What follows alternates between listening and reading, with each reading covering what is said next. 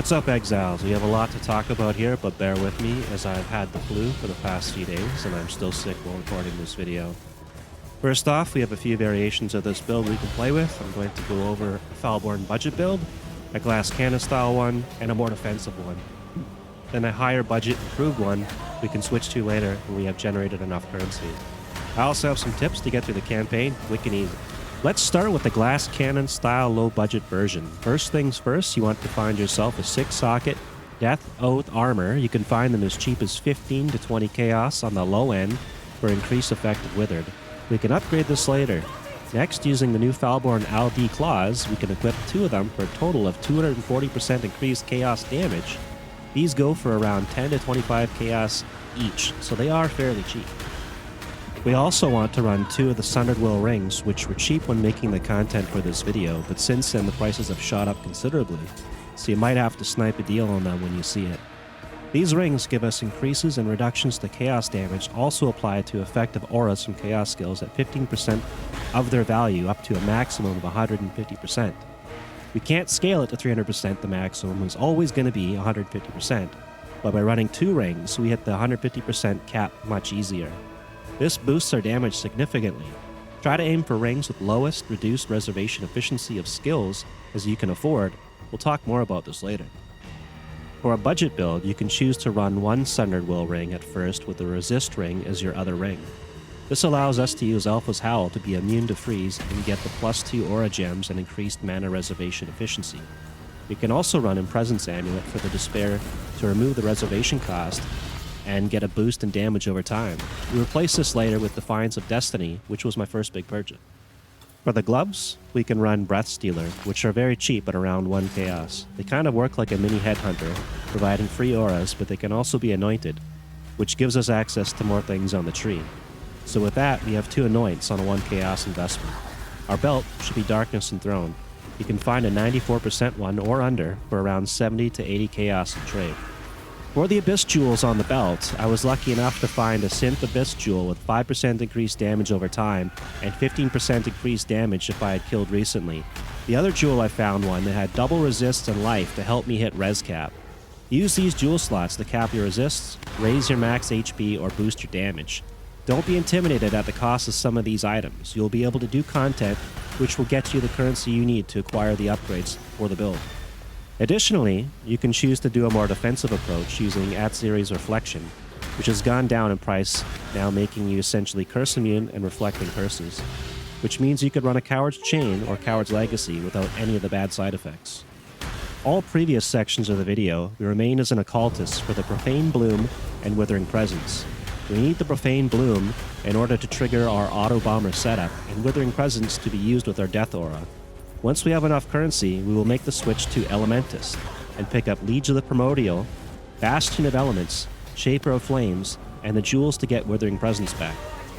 It is mandatory that when we make the switch from Occultist to Elementist, we pick up a Cane of Kulemak, and we need to make sure it has enemies you kill have a % chance to explode, preferably 30% or higher, as well as some increased chaos damage.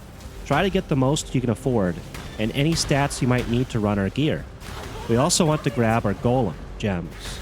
We will want the following: 1 Flame Golem, 1 Chaos Golem, 1 Stone Golem of Safeguarding, 1 regular Stone Golem, and 2 Stone Golem of Hordes. At this point in the video, I realized we didn't go over the initial gem loadout, so we can discuss this now. You can use a different setup if you prefer, or if your sockets don't have all the same colors yet. I will only go over the important ones, the others are filler and you can find slots for.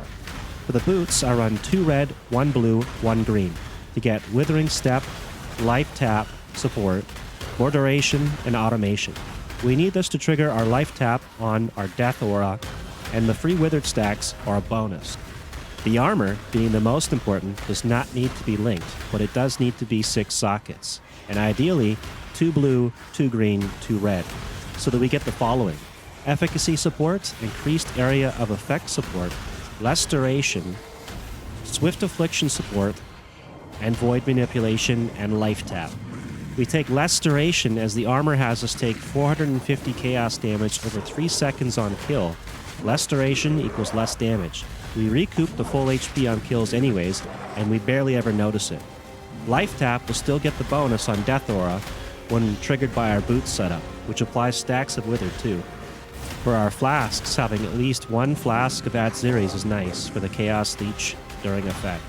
The rest can be whatever, but I prefer having some Quicksilvers and at least one Life Flask for panic situation. Cluster Jewels. Take what you can afford, but our first large cluster should at least have Unwaveringly Evil and Wicked Pow. Our medium jewels should both have Circling Oblivion and Wicked Pow. And our small jewels, it is up to you, but I chose Brush with Death on both. I should also explain why we switched over to Cane of Kulemak and Elementist. The damage increase in survivability is a lot better. It is the equivalent of going from a go-kart to a monster truck in terms of power. The explodes are also much better and they proliferate, with this setup giving you true screen-wide clear. So there you have it, a budget build glass cannon or defensive setup and a higher budget build to transition to later. I hope people enjoy this build. I had a lot of fun with it, and I would have put a video out sooner, but I've been sick with the flu for several days, even while editing this now. Shout out to Supa Spark, not sure if that's correct, but without his help, the final phase of this build would not have been complete. I will also leave a small tip here to get you through the campaign cheap and easy. I took this character through campaign in 7 hours testing things out and seriously taking my time. I could have done it in about 3 or 4 hours if I was taking it more seriously. For the campaign, we need to pick up FoulBorn Yadre's Scorn. We can't use it until level 39, but we can use Kinetic Blast and some wands or whatever you prefer until we hit that level. 1 Praxis Ring and 1 Mana Mastery Node, I believe, for 5 mana regen per second was enough sustain for me. We can run it with 1 LD Claw and the FoulBorn Chalice of Horrors, or 2 LD Claws. To trigger the Impending Doom, we would grab Vixen's Entrapment. With that set up, the entire campaign is a breeze and works into our build anyways. I actually did a live stream with that exact setup, which I'll link somewhere in the description of this video or at the end of the video. For the Reservation issue we spoke about earlier, we put all of our aura gems into our Cane of Kulemak. For me, that is Despair, Malevolence, Purity of Elements, our Link Blasphemy, and a level 3 Enlightened support. This and a better helm with mana reservation efficiency, some nodes on our tree for better mana reservation efficiency, and an anoint for charisma on our amulet will be enough to run all of our auras. It will take some work, but it can be done. Tell me, Exiles, how your builds worked out, if anything in this video helped, and anything to improve on. With that all being said, see you guys in the next one.